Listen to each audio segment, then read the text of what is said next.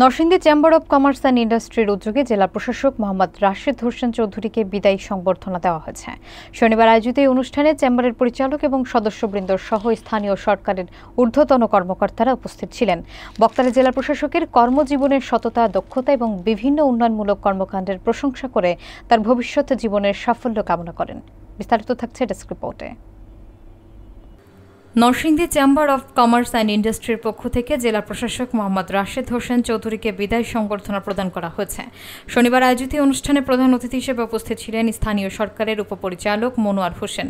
Chamber of কমার্সের president Rashedul Hasan রিন্টুর সভাপতিত্বে এই আয়োজনে আরও উপস্থিত ছিলেন আওলাদ হোসেন মোল্লা সহ চেম্বারের পরিচালক ও সদস্যরা।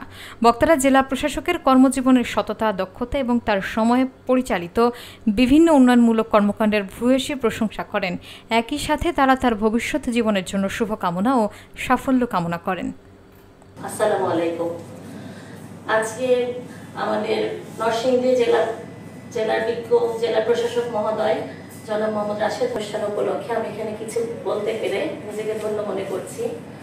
সিনিয়র ভাইস প্রেসিডেন্ট কায়েম সাহেব একটু বলেন, বা হাসিব সাহেব বলেন। ভাইস প্রেসিডেন্ট অভিভাবক সত্যিকার হচ্ছে স্যার অনেক ভালো মানুষ।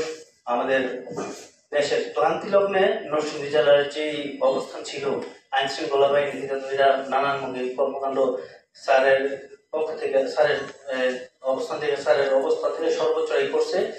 আমরা ভবিষ্যতে আপনার এই যে জায়গায় থাকেন, আমরা আপনার আদর্শ এবং এই যোগ্যতাকে ওয়েলকাম জানাচ্ছি।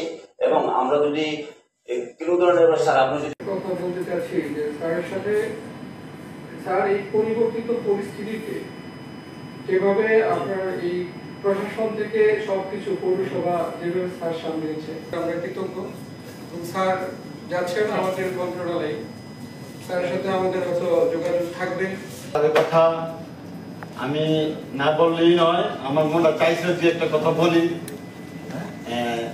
আমার মনে হয় স্যারের সাথে যারা এই কয়েক মিনিটের জন্য স্যারের সংস্পর্শে আসছে, জানতে পারছে স্যার সম্বন্ধে, স্যারের কাছ থেকে আমরা দিক নির্দেশনামূলক কিছু বক্তব্য শুনবো এবং অনেক সমস্যার সমাধানের ভরসা আছে।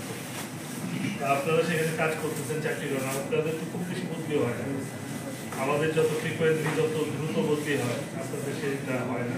অনেক বছর যাবত একই জায়গায় কাজ করে, তো মানুষ এটাকে খুব স্বাভাবিক ঘটনা মনে করা শুরু করছে। এটা তো স্বাভাবিক না, অস্বাভাবিক।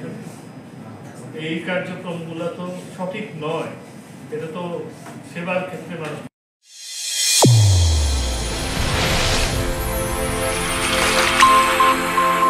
চ্যানেল A1 হৃদয়ের স্পন্দন।